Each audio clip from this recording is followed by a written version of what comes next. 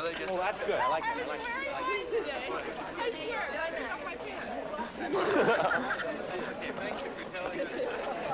Duke, Shaq. I think we ought to be in the room before they're there, so we don't have to hit Ernie Arbuck on the mouth to get in. I really think this is just going to like really turn people off, and we have to I just sort don't. of... I don't think we're not going in there to do bodily. We're not going to hit anybody. Not going to hit anybody. We're going to leave. But I know we're just not don't going want to talk to Mrs. Nichols outside the damn door again for another half. Well, I don't want to talk to her. Then what's the point of going over there? Because that's all we'll do. They'll walk in the meeting and stand around saying, "We want in. We want in." That's shit. Ho, ho, ho. I don't think people are going to approve of the style and the way we do it, but I mean, it's very clear, you know, what we mean. I think in the long run, it's precipitating a small crisis like this is better for at least getting people talking about it. And I don't think it's that large a crisis that people will be so initially inimical that they'll say, "Get the hell out of here, you raving anarchists and nihilists and whatever you are." Hey, come on, we're going to go talk to the trustees. They're just like your parents anyway, don't worry. Just go home and talk to your parents, kiddies.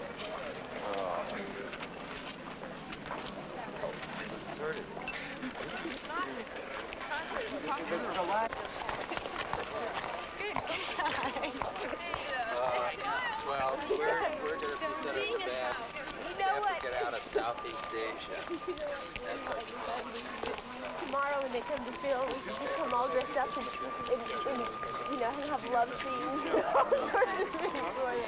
I mean, that's You go along with this? Yeah. By not doing it anyway. Not taking it.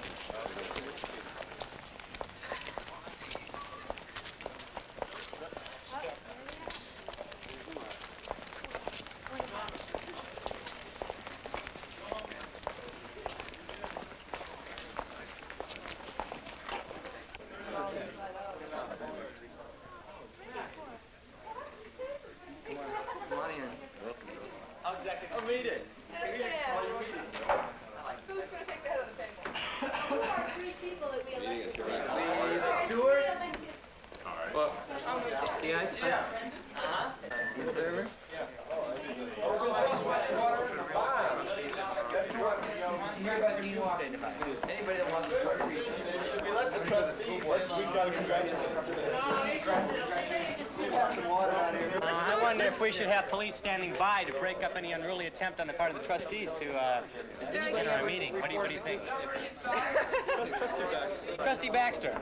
I think that... Trustee Baxter.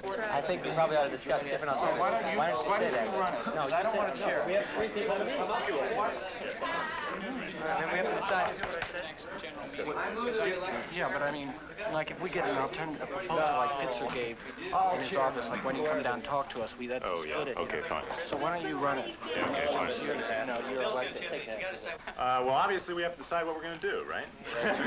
I'll drink to that. And I suppose various things we have to decide are, well, 2 general categories, what we do now and what we do, like, after this is over.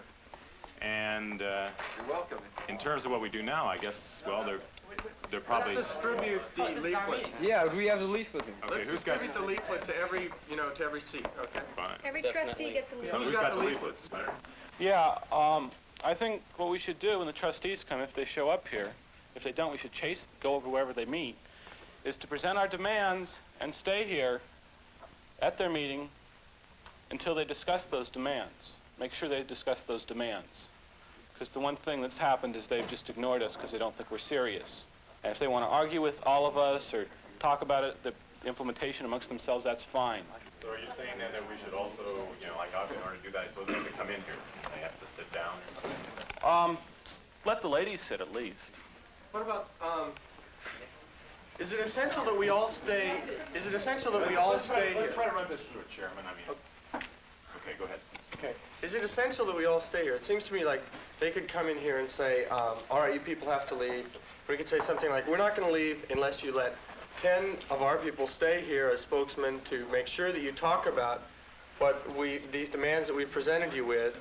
And then we could, like, I'm just thinking that logistically, because we couldn't all get in the room together. But I think we should not let them say that we didn't let them sit down and talk about it. But the most important thing is that they talk about it, not so much that we stop their meeting. What do you think about that?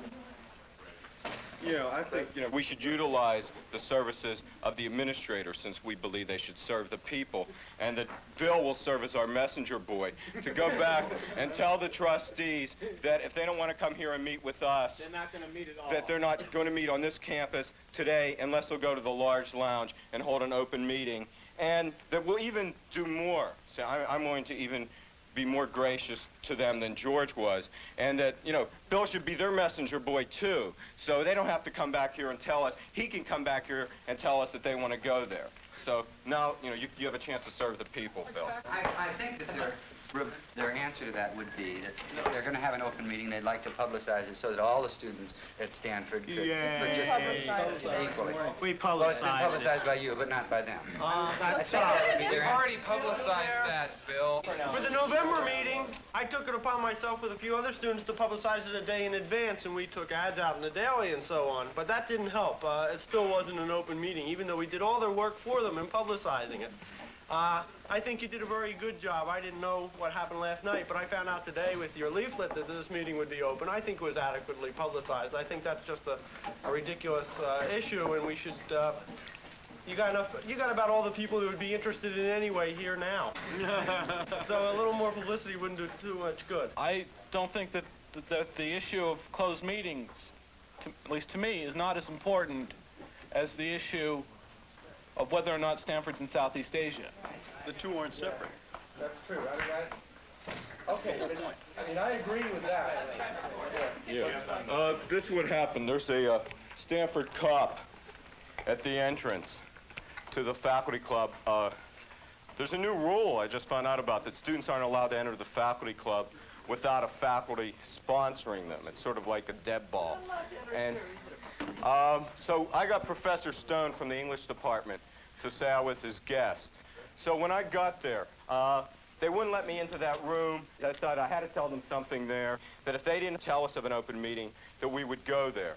I think it's important that people, the people be really aware that if we do this, I'm really sure judicial proceedings and expulsions are going to be brought against most of the people, because they've got all their, all the people from this committee there, plus the deans and the trustees. We've got people at all the exits to the entrances and exits to the building. There may be arrests, as a matter of fact, because there is a Stanford cop there.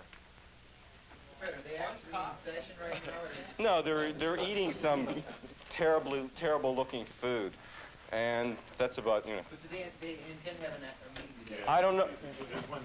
I told them if they didn't hold an open meeting, we would go to the faculty club and make sure they did. We got a response from Dean Wyman, which was he didn't make the request because we can send him where we want to send him, and he'll go where he wants to go, so he never even talked to trustees. Wyman's not going to make the request. He's not going to relay the message to the trustees, and his opinion is the trustees won't come here and meet with us. Why is he not going to relay the message? Because he said we can send him when we want to send him, he'll go where he wants to go. He can go to hell. Yeah. I have an announcement. The trustees are meeting, and we found out where they're meeting. It's a big room with a whole side of plate glass windows. All you have to do is file into the balcony on the top and down the stairway, and there's a huge courtyard right in front of this plate glass window, behind which they're meeting right now. They run the No way. Yeah, Lyman is there, and all the trustees. One, see, It's insane to have this meeting chair. Let's go. Neil, over there now. Neil. Are they actually conducting the business of the meeting now?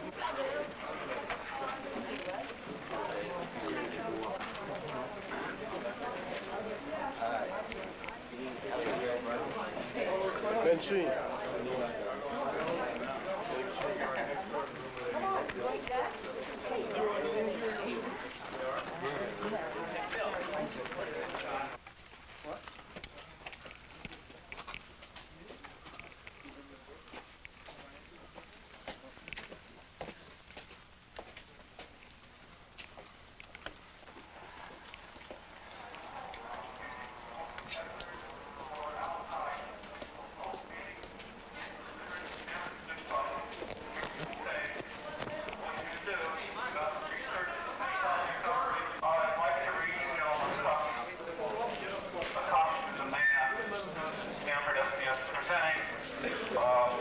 We the members of Stanford SDS and other concerned members of the community repeat our demand to fall forth that all members of the university community, trustees, faculty, SRI, and administration halt all economic and military operations and projects concerned with Southeast Asia.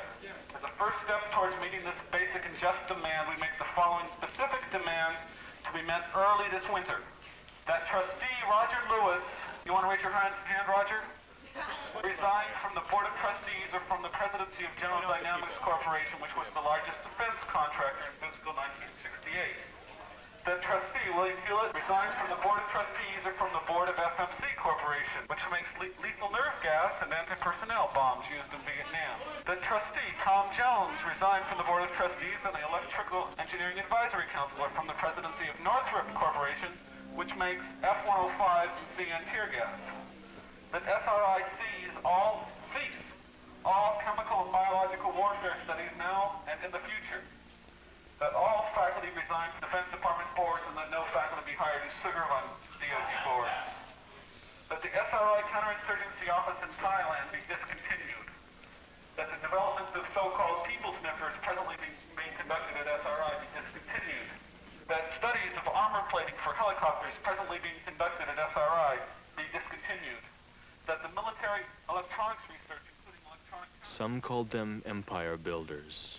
Rockefeller, Morgan, Gould, Carnegie in the East, Huntington, Hill, Stanford in the West, names of which American legends are made. They accomplished wonders far surpassing Egyptian pyramids, Roman aqueducts, and Gothic cathedrals. They conducted expeditions that put in the shade all former migrations of nations and crusades.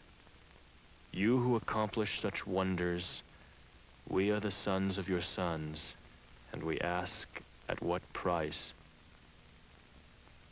All that is solid melts into air, all that is holy is profaned, and man is at last compelled to face with sober senses his real conditions of life and his relations with his kind.